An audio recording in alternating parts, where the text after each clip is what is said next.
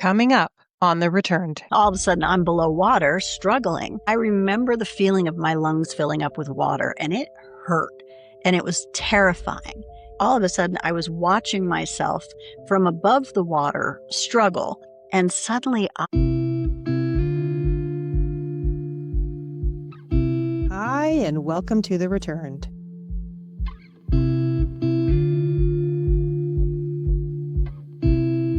The truth always follows you back.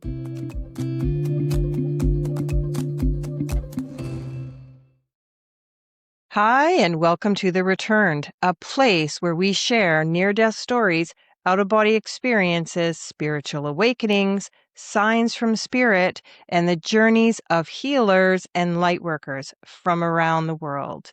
Today, we sit with Hilary Young, author, speaker, and spiritual recovery advocate, near-death experiencer whose journey through addiction, healing, and self-discovery led her to a profound relationship with what she calls the great universal spirit, Gus. Hilary, welcome to The Returned. thank you. I think that might have been the best introduction I've ever gotten. I'm like, oh, I should write that down. That was really good. Thank you. You're welcome. You're very welcome. Before we get into the heart of our conversation, I always like to ground the audience in who you were before everything changed. So, Hilary, who were you? Did religion or spirituality play a role in your life at that time? So, I guess. My parents were hippies. I was born in 1966 to parents who only knew each other for 3 weeks before they found out they were getting me. And they were not delighted by that, to be clear. And so they were seekers of sorts. They were always kind of trying to find their own path. So I'd been initiated into transcendental meditation when I was just like 8 years old. So there was some degree of awareness. My mom had been raised Catholic, and she was pretty heavy into the rebellion against that because it was a pretty oppressive situation for her, and she felt a lot of judgment and not a lot of the love and light you would expect to find from God. Right?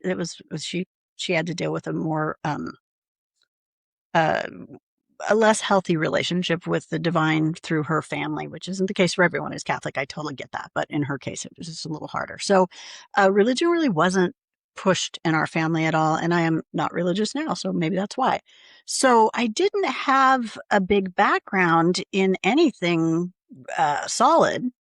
My grandmother had died giving birth to my twin aunt and uncle.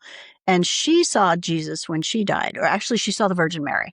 And she told the Virgin that she couldn't stay because she had 2 babies at home. She needed, or 3 babies at home. She needed to leave. So I was aware that that sort of thing could occur.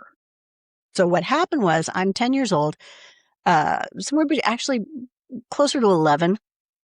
And I was swimming in the river with some friends, one of whom was developmentally delayed. She was a big girl, and I was swimming in a river that had been dredged for gold. So it would have a sandy bottom right up until it would drop off, and drop off significantly, like 6 to 8 feet, which is fine, except for like the monsters that you know are down there when you can't see.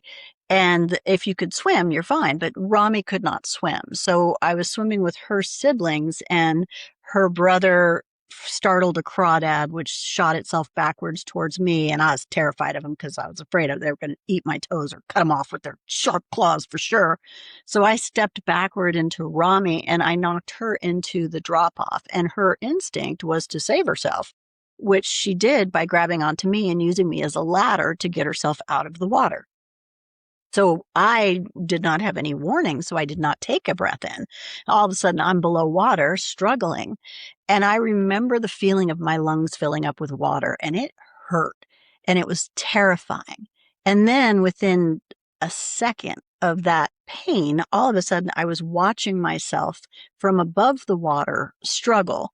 And then I'm floating on top of the water, face down. Rami runs over, gets herself out, and goes and sits on the beach. And suddenly I am connected to everything. I feel the most profound love I have ever encountered in my life. Like that warmth and safety and recognition. It was like suddenly I was connected to and a part of this divine, magnificent universe. I can see looking at the trees and the sand and my friends in the water that all of it's connected. And it's difficult to explain how, because it's not like you can see a thread connecting, or not like I could see a thread connecting everything, but I could see a light.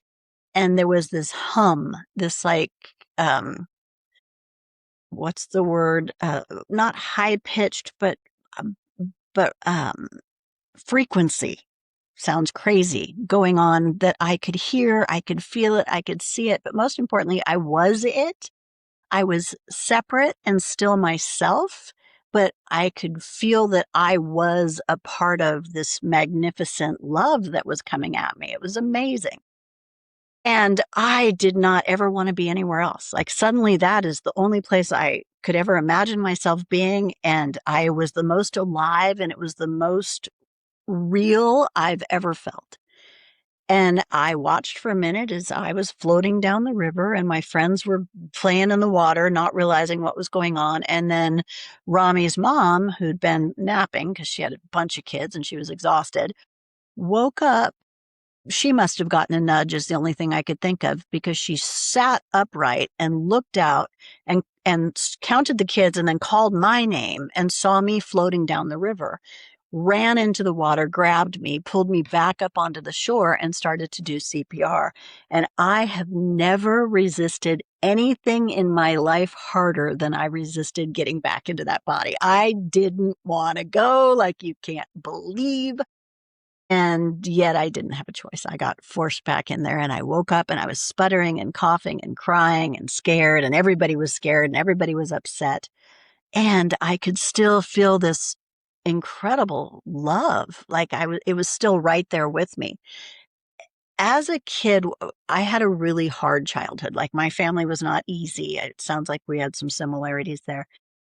So, unconditional love was not something I'd ever felt before. And this was the first really deep connection to that. But the result of my fearful childhood is that you can't really be afraid of your parents, right?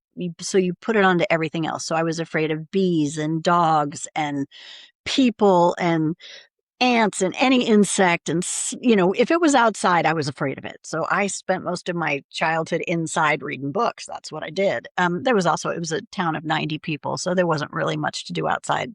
Weren't kids my age. It wasn't a great location for me. It was great for my little sister. There were more kids her age. So, what was significant to me, and this is such a small thing, but it just shows me how much I could still feel that connection, is that when we got in the car to leave, a yellow jacket came in through the window, and I was terrified of yellow jackets. And they'd had me roll up the window so they could turn on the air conditioning because it was hot. Um, and I sat there looking at this yellow jacket, like right by my head in the car, but I wasn't afraid of it because I was connected to it. It didn't scare me at all. I just watched it. And then eventually I think I rolled down the window and let it out because that's not where it wanted to be either. But the fear that had plagued my life for all of it, because there was so much to be afraid of, was suddenly gone. And that, I think, is one of the most significant things I remember about it. But the thing that has never left me is the so clear knowledge of how connected we are to each other and everything. And that is the thing we forget when we become corporeal. When we're in our bodies, we are ourselves and we are focused on ourselves. And many of us do try to put the focus outside of ourselves because that is a spiritual path, right? That's kind of what we're learning to do. But it makes sense to me that we've just forgotten who we really are. And unless you have an experience that profound, it is difficult to realize how connected we really are. And that is why there's so much harm done to other people in this world, because people don't realize that they're hurting themselves. What is interesting to me in hindsight that I didn't realize at the time, I was not raised with this idea of divine judgment, that I was going to be judged for everything I was doing. I had plenty of divine judgment going on at home by my deity parents. But not nearly as harsh as that sounds. But that said, I wasn't raised with that. And what was true for me as I was a part of that divine experience is that there was literally nothing that I could do to harm anything else from that state. I had become so connected to the divine that all I was love. There was not anger, there was not bitterness, there was not need for vengeance, there was no need for justice. None of that was true for me. All I wanted was to be more a part of that love, which I believe is what happens to every single one of us when we leave our body and become connected to the divine, which I believe is what Jesus's point was when he was saying that there's divine forgiveness when we pass. Because we as humans like to have punishments and vengeance and justice, if you will, because the idea behind that is to teach someone a lesson, right? This is why you shouldn't do that behavior, because these are the consequences. Well, imagine, if you will, the reason you suddenly could never do that behavior is because you understand so intrinsically that we are connected to one another. And by harming them, you are harming yourself and the greater good, that you would never do it. You just couldn't. And so the need to punish, the need for vengeance is a very human desire. We want to make it right. But the divine doesn't need to do that, because one, it completely understands what every one of our motivations were, good or bad. It understands the entirety of the experience, but more importantly, it knows that now we could never ever do that thing again. We can never hurt anything or anyone again when we are part of that divine. So there's no reason to send anybody to a fiery pit of hell. That's just humans wanting to punish. That's not love. That is not what love would do, ever, right? Love doesn't hurt people. It's not what it does, unless there's a reason, which is to teach a lesson. But if the lesson's learned, there's no point. And that is probably the most controversial thing that I learned from my experiences. And I'm not knocking anybody's belief systems. If you want to believe that someone died on a cross for you to save you from having to have consequences from the choices you make in your life, absolutely knock yourself silly believing that. I'm just pretty confident when you get there, you're going to realize that's kind of what he meant, but not really. What he meant was, nope, was going to love you no matter what. And now you're here and you understand why. That was my experience. What an experience.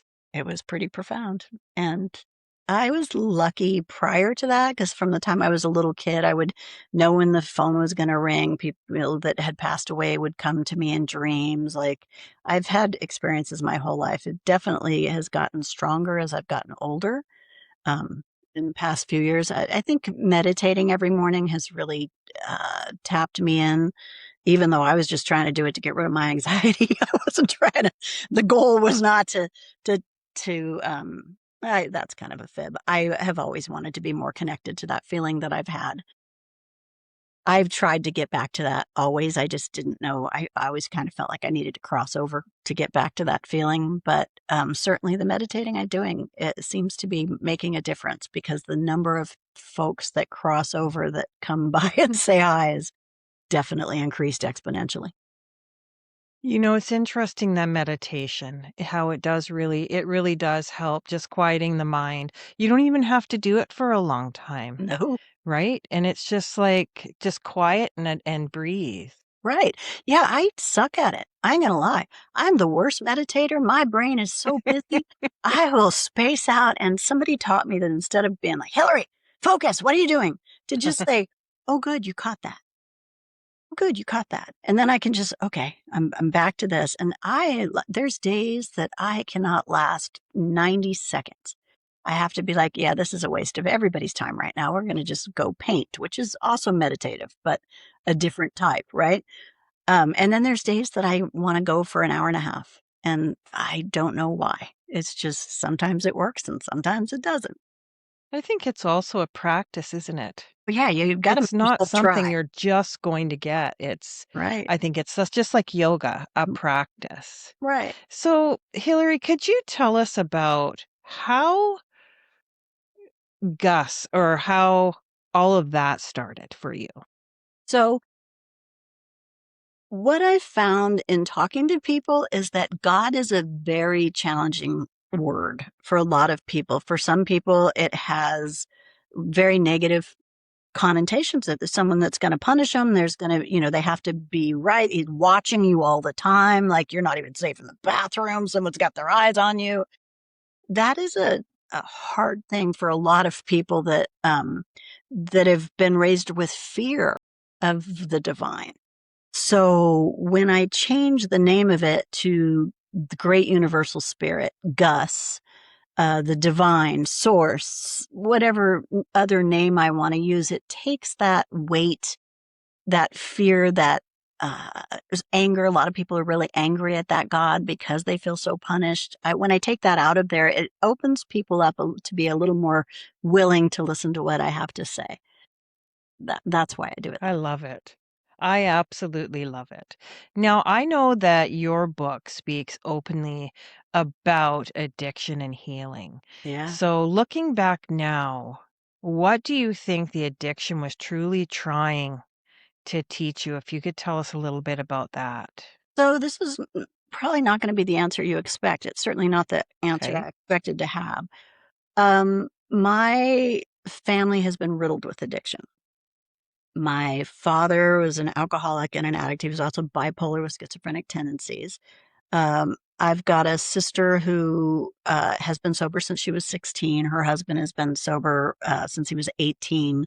My son struggled heavily with addiction and really went down the rabbit hole. And I was the lucky one because I was always able to have a good time. I could party, but I could put it down. I became a single mom I got pregnant at 19. I was married at the time, but I left my husband the day my son turned a month old because he was an addict and he was not a healthy individual to be around.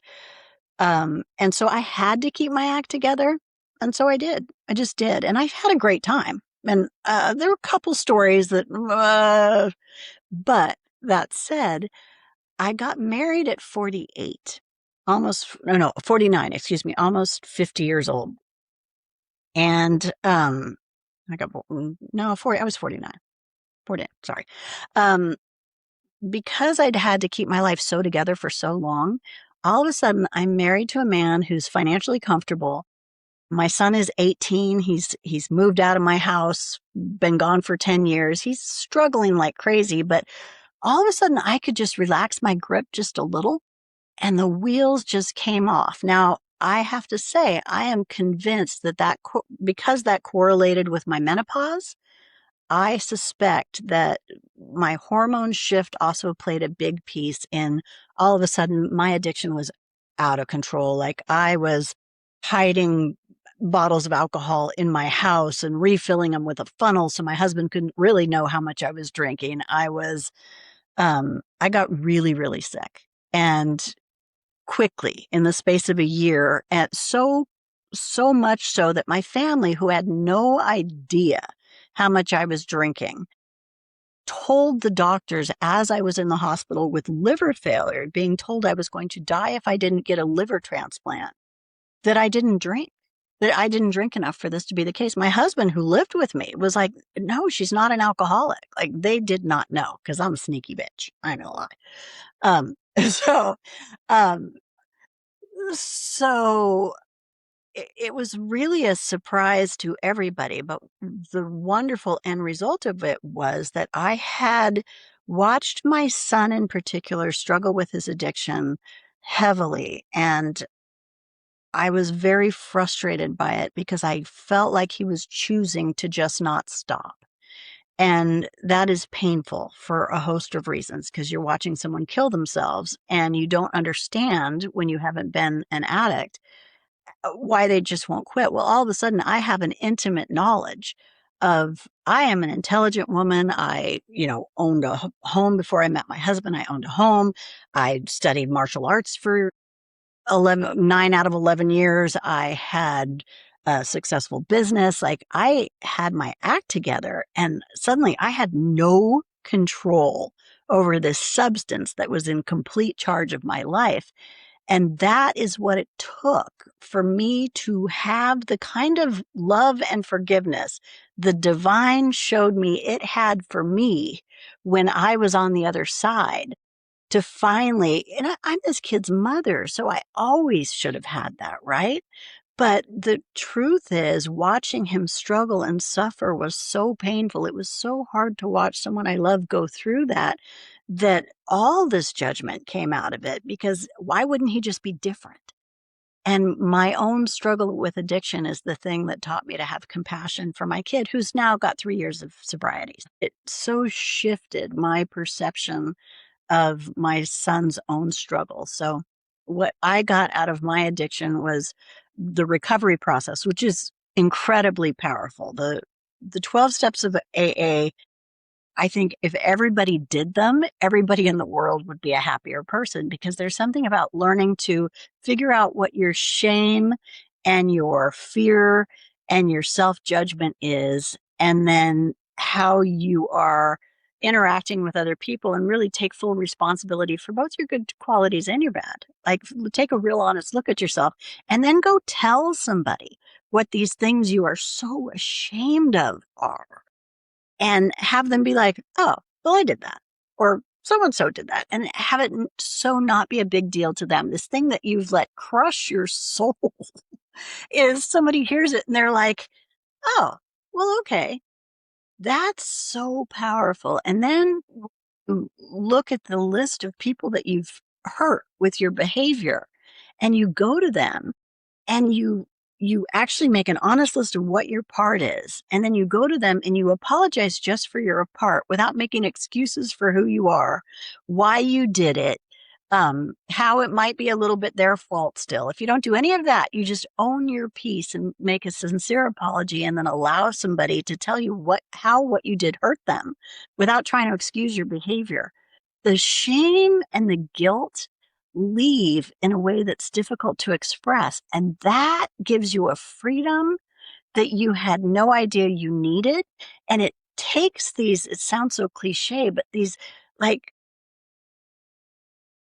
locks off your soul that make it suddenly you can express yourself in ways that you didn't know were available to you. For example, we were discussing before the show that we're both artists and we didn't know we were artists. Like I knew I was artistic, but I had no idea the level of creativity I could achieve when all of this self-judgment and shame that wasn't even about my art left, I was suddenly able to express myself in ways I didn't even know I was capable of. So the power that comes from healing yourself and simultaneously working to connect yourself more powerfully with the divine is liberating and freeing and so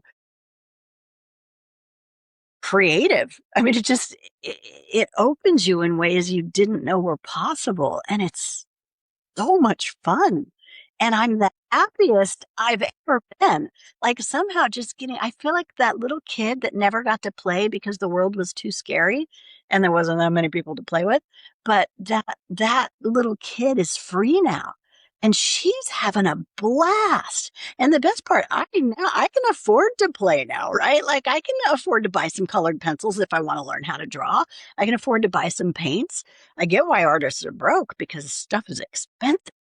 But like, it's such a great time in my life. And would it have been amazing if when I was a kid, I could do all this? Yeah, it would have been. But guess what? It's not too late.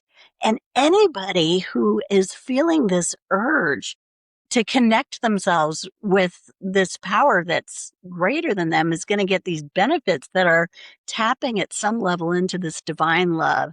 You don't have to be afraid to die because there's nothing scary there.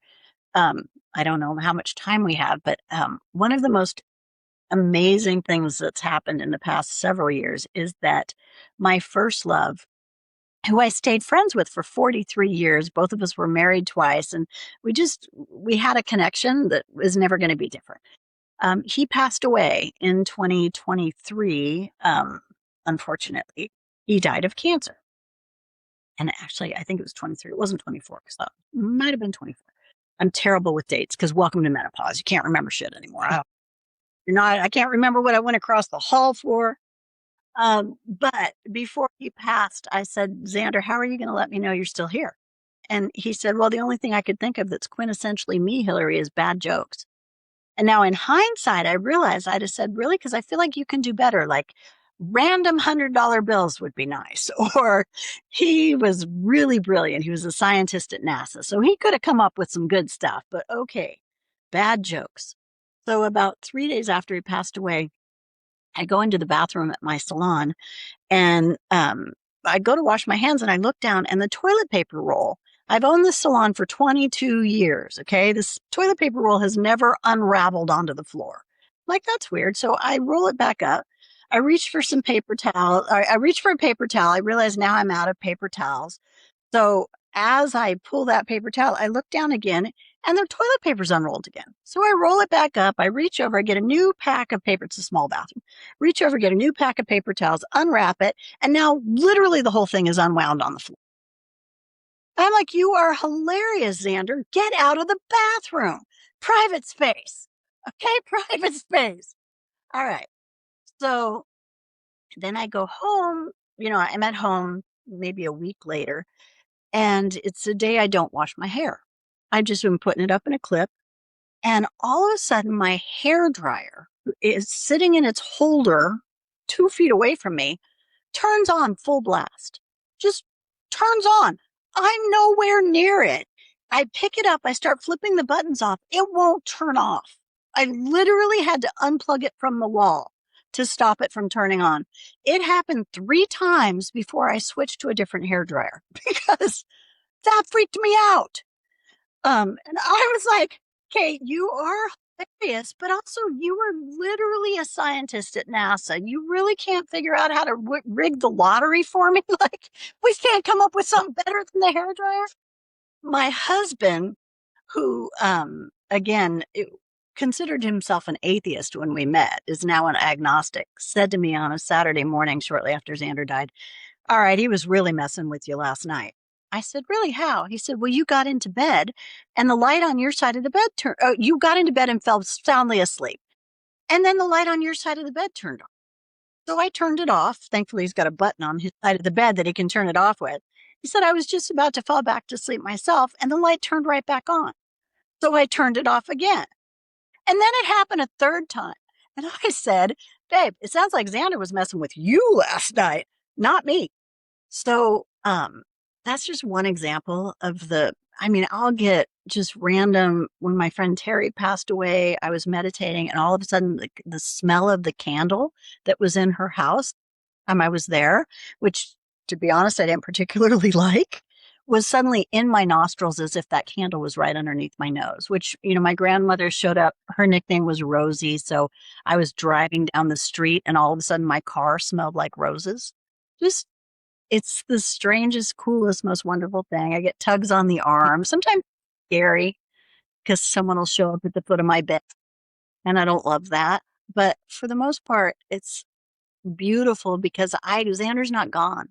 I can't see him and that doesn't mean I don't feel sad, but I don't feel heartbroken the way others feel heartbroken because I know he's right here and willing to harass me if I need it so that I don't forget that he's right here. Pretty powerful magic. Yeah, you just reminded me of this time. Uh, I was in my bathroom. My ex died, my kid's father. And I was in my bathroom, small bathroom, and I was standing there curling my hair. And all of a sudden, the shampoo bottle that was hanging in the rack, the rack you put around Uh-huh. the piece that comes out, I do. the shampoo bottle went flying across the shower. And I'm like, I looked at it literally like that, like, What just like happened? eyes back and forth. And then all of a sudden I heard blasting music from the living room and it said, "How do you like me now?"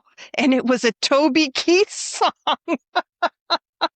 I couldn't believe it. It scared the crap out of me because, It's I very mean, disturbing. chances are that things aren't just flying across your bathroom. Like if that shelf is to fall, it generally falls down. That's right. But this was the shampoo bottle that went and hit the back wall, Well, and you know? what's interesting to me is I feel really blessed and like I have a job I love. I get to do hair for a living. So my job is people walk in feeling a little, and then by the time they leave, they feel beautiful.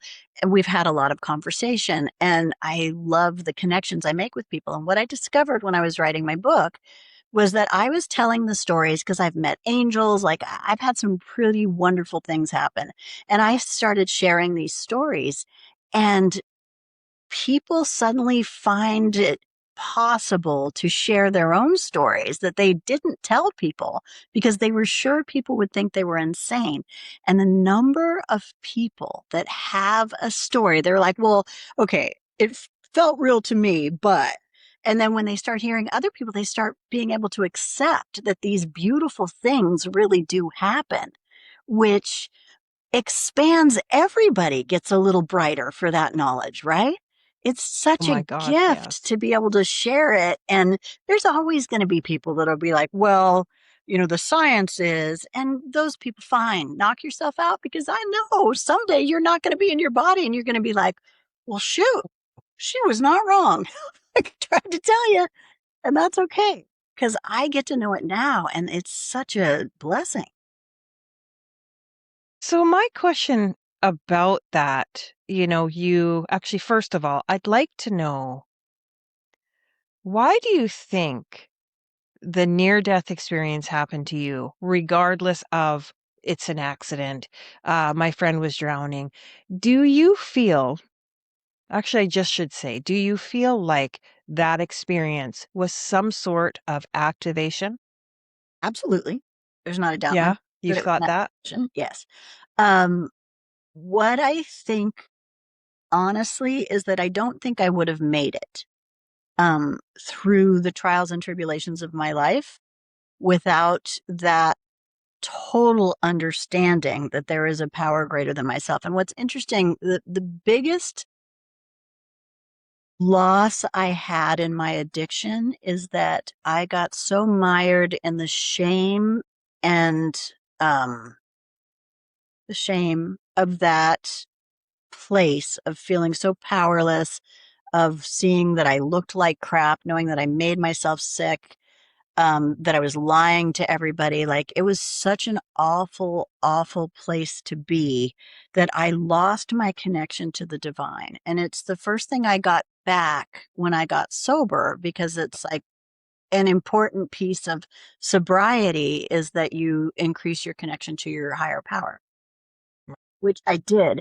But I had that connection for the lion's share of my life up until that point. I was always really clear there was a power greater than myself. I've I've been very blessed in that it is easy for me to look back at my life and trace how it seemed like a bad thing had happened and this beautiful thing would come out of it. And that's what my book is about. My book is those stories of thinking this bad thing is happening and here's the way it has led to greater things that never would have happened if this seemingly terrible thing. It's a very Buddhist concept, right? Like you think it's a bad thing that your neighbor broke his leg, but then everybody gets called into war and that neighbor doesn't have to go. But then, do you see what I'm saying? Like that's kind of how life works. I think the benefit of having drowned when I was a kid is that my ability to look at past circumstances and trace the divine in it is probably a little stronger than people that haven't had an experience like. Yeah, I find your story very interesting, because it happened first, then the addiction happened second, Right, and basically. much, much later. But meanwhile, you were surrounded in the addiction. So you did have firsthand knowledge, and then you kind of dipped your toe in it a bit, and then everything changed. And I grew for up in you? a world that had, I mean, it was crazy. I grew up in a crazy place, and it created like I got pretty dark at times in my life for sure. And it was that understanding. And interestingly, like I think what saves a lot of people from suicide and making like really terrible choices is that fear they're going to be punished for the decisions they make. I don't have any of that. But what I had instead was an understanding that I wasn't doing any of this alone and that there is a reason I'm doing it and that there's something coming out of it. Because I don't know, like, what if my entire life is because my dog needed to go on that one walk that one day? So that, do you understand what I mean? Like, it is not likely that the really big moments that feel big and important to me in my life are really what I'm here for, because we're all so intricately, intimately connected that each little moment we have where we smile at somebody, hold a door for somebody, tell somebody they're being an asshole, like whatever it is that we do is having these ripple effects that we may never know. And we'll never know what the biggest ripple we had was, but we're here to do it. So just keep putting one foot in front of the other until you can't anymore. And you'll get to know in the end. That's the best part. At the very end, you are going to get to look back and be like, oh, that's cool. Like that's one piece of my near death experience. So many people say they had a life review. I didn't get a life review. How come I didn't get a life review? I mean, I was just a little kid. There wasn't a lot to review, but still, um, I'm looking forward to that part. Not the way most people are afraid of it because they're afraid of the bad things they did and the judgment there. I'm not afraid of that because I recognize that everything probably happened exactly as it was supposed to. I just didn't know it, but now I'll get to know it. And how cool is that to actually get some answers to what the heck is going on down here? Because I got questions. Oh, I can feel you do, actually. You know, when I was a little girl and I would get in trouble, I don't even know why I would do this, but I'd look up at my mom and say, you know, they're watching you. And she'd be like, who? And I'd be like, them. I don't even know why I would do that. I would tell her that all the time, That's hilarious. right? She That's would so just good. be freaked right out going, who's watching? Yep. That just reminded me. That's But awesome. anyways, That is awesome. so many people feel very disconnected, lonely, or lost right now, basically, especially in the state of the world right now. Right. What practical advice would you give to someone searching for meaning in their life or if they're struggling? Okay. So the problem with being corporeal is that it is very self centered existence. It just is. Like we can be, I mean, a priest at some level is still serving himself as hard as he's trying to do otherwise. But the priest is probably the most on to something uh, out of all of us, which is that giving back, being in service to others is probably the closest we're going to get to defined behavior next to creativity. So I believe that creativity is the divine's way of expressing itself through us. So when you are seeking connection to a power greater than themselves, probably the best way to align with that is to do the things that power does. And what is the biggest thing the divine does? It is the creator, right? So if you're really struggling, find the thing you're creative at. And it doesn't have to be fine art, which is the thing that causes most of us to judge ourselves and decide that we're not artists because we can't draw or paint like Van Gogh or one of those things. But creativity can be found in so many beautiful things, like gardening is an incredibly creative form, and people don't realize it, right? Cooking, just making yourself a meal and seasoning it, and that is a creative outlet. Writing is a beautiful creative outlet. So that is a wonderful, all of the ways you can be creative are going to help get you out of yourself, whether you mean to or not. helping another person. If you're having a terrible day and you go to a retirement home and go play cards with an elderly person who has been lonely as heck, and suddenly you're asking this person about their life and learning about them, giving them something to do, you are outside of yourself for a moment. And being outside of yourself gets you outside of yourself. And then that depression, that loneliness starts to dissipate. So that's my best advice to people that are struggling with the isolation and the loneliness and the divisiveness that is happening in the world right now. The way to heal it is to find a way to be connected to yourself, to others, and to the divine source. So meditation is obviously the way to get connected to yourself and the divine, creativity, and then being in service to others. I'm sure there's many, many other lists, but those are the ones that I find work the best for me. Oh, I couldn't agree more. Actually, Hillary, uh, do you actually, where do you think the other side is? Like, is it up there, down here, over there, right here? So I don't know.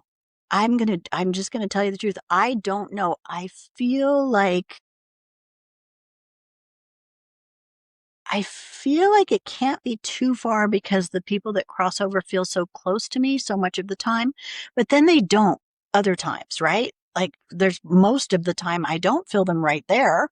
So I don't know. There must be another place. I honestly don't know. I don't know how it works. I am not educated enough on quantum physics to have any idea how it works. I do know that creative spark is inside of all of us. It's in there. And when I meditate, that's what I'm trying to connect to. It's just that divine that's inside of me. I have heard people say that they thought we are all God. And that I doesn't sit right with me. That doesn't feel right to me because what my experience was, and granted, I didn't have the life review and I didn't go through a tunnel. So maybe there's much more when you get on the other side. I don't know. Probably there is. But um, I still could feel myself separate from that larger divine, but connected to it. So I definitely was connected to it, but I was still separate. So it doesn't feel right to me to say I am God because no. But what does feel true to me is that divine spark, if you will, is definitely inside of me. And it is my job, not my job. It is in my best interest to do everything I can to cultivate that because it only brings me joy. That is all that divine spark is love and joy. That's the main components of it. Now, I believe that the divine creates so that it can better know itself. So each one of us is put here so that we can have our unique experience that nothing else can have so that the divine can learn that. So each one of us is one more way it can expand its own knowledge and become more of itself. So we are pretty divine in that respect, right? Because we're here to teach the greatest thing ever more. How cool is that? That's exactly right. I feel I resonate with that as well. Now, you have a book, obviously, we talked about it, Trusting Gus. And is there other work that you're doing in the world? If so, can you tell us about your services, projects, publish works, where people can find and connect with you? That is so nice. So no, I'm not somebody who's out here trying to be a psychic or trying to, not that there's anything wrong with that. I think plenty of people should. I have not developed that skill set to a place where I would ever try to make money off of it. I do readings on clients all the time in my salon just because it comes through. I don't try. Just it's crazy how often I'll be like, "Oh, you were adopted." People are like, "What?" I'm like, sorry, didn't mean to know that. Just did. um, no, I have this book, Trusting Gus, which is sure is backwards in the picture right now, but that's okay. Um, it's a book of memoirs about the stories of the remarkable events in my life. I've had angel encounters twice that are in my book, the stories of the ways other folks have come by to let me know they're still around, even if I can't see them. I can't go to lunch with them. They can show up and let me know they're here. I have a blessing in that I have some predictive abilities for, fires and some stuff that's come up. So it's just stories intended to help people be able to recognize how the divine is showing up in their life in ways that might be subtle, that they haven't really been willing to fully embrace as the divine stopping by. But this book allows people the room to do more of that. And I find that the more people see, the more they see. And that's kind of a cool thing to be able to share. And then my favorite thing is when people read my book and then come to me like, oh my God, I've never told anybody this. And I have this story and I think you might believe it. And I get to be like, yes, I do. I do believe it because I know it's real. And that is such a gift to give myself, right? At the That's same right. time as give these other people. That's right. So that's the story. You can find my book. I have a website, trustinggus.com. I'm not very active on it. It's literally just how you find the contact information. You can email me at hillary@trustinggus.com. And yeah, it's really, it's fun for me when people tell me their stories. So if anybody has stories they want to send me in an email, I would love to hear it. Maybe someday I'll compile them all and make another book just because it's fun to do. Yeah, I feel blessed. I Thank feel you. lucky. I have such a lucky, happy life. Everybody should be as lucky as me. All I had to do was almost die twice. The first, the second time I almost killed myself with booze, but I didn't die, so Oh hooray my for that. First time goodness. wasn't my Oh, fault. shoot. You know, that's Oh, a woman, you have one heck of an energy about you. thank you. So do You're you. I love it. I Oh, love that's it. nice. Thank So you. I have a one last question for you. Okay. Everyone who returns with a truth. What truth did you return with that you want humanity to know right now? Everything we do to someone else, we are doing to ourselves. That's the truth. Yeah. That's a good one and a hard one to swallow sometimes. Well, yeah, and really easy to not be accountable for world events that we feel like we aren't a part of, but turns out we absolutely are. So, all that pain and suffering that's going on out there, we're impacted by it, whether we know it or not. Conversely, so if if imagine we're all everything on this earth is a tapestry and we're all individual threads in this tapestry, but because we're all individual threads, we've woven together this beautiful masterpiece. Now imagine that karma, if you will, is just energy, and that energy is moving around on that tapestry like lightning strikes. It just happens to strike wherever it strikes because it doesn't matter which one of us it hits because we're all connected. Right? So putting if we're struggling and angry and hateful, then that's the energy that we're adding to that collective lightning that's going around. And the chances of it hitting us are pretty good because we're putting it out there and other people are putting it out there. So imagine that if you then shift your focus, and everybody has a bad day. We all have times in our life where it's a struggle. We have really hard things happen and we can't help the way we feel. But there are plenty of times where we are actively choosing to stay mired in our own crap, right? So if we shift our energy out of that and focus instead on, oh my God, I got in this terrible car accident and I'm in pain and that's terrible, but oh my God, I'm alive. And now I get to go to my kid's graduation. Or do you understand what I'm saying? We find the good in the bad and we put our focus on the positive things that are happening. And I'm not saying be Pollyanna because that is not necessary. What I am saying is make an effort when you are happy and grateful to be as happy and grateful as you are capable of being, because that energy is what you are adding to the collective atmosphere. And that energy is as likely to hit you as the negative energy. So don't you want more positive energy too? Because then your chances of the positive hitting you have just been increased exponentially because more people are putting positive. So that's the idea of the movement towards connecting more with the divine. Is what we want is more love, light, positive for all of us to play with, so that we're not having to navigate so much of the negative. I think that if we were all kinder to each other and to the world collectively, the whole world would shift in such a way there would be so much less adversity to deal with. Absolutely.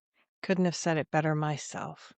Hilary, I want to thank you so much It's been for sharing your unique journey with such honesty and courage. Your story reminds us that even in the darkest seasons, there can be presence guiding us toward healing, purpose, hope, and love. So thank you for bringing your light, your truth, your vulnerability, your wisdom to the returned today. Thank you for having me. It's really great to get to connect with you because you also have Thank an you. amazing light and energy around you, and it's lovely to see. Thank you. You're putting all Thank the you good very out there. much. You're responsible for all I'm kinds trying. of good lightning strikes. Ooh, I love the way you say that. That's really cool. Thank you so very much. Thank you, my And friend. to all those watching and listening, if there's a takeaway from Hilary's conversation today, it is this: healing doesn't always begin when pain ends. Sometimes it begins the moment we stop running from ourselves and start trusting that there is something greater walking beside us. Thank you for watching, and until next time, stay open, stay curious, and keep returning to the truth within you.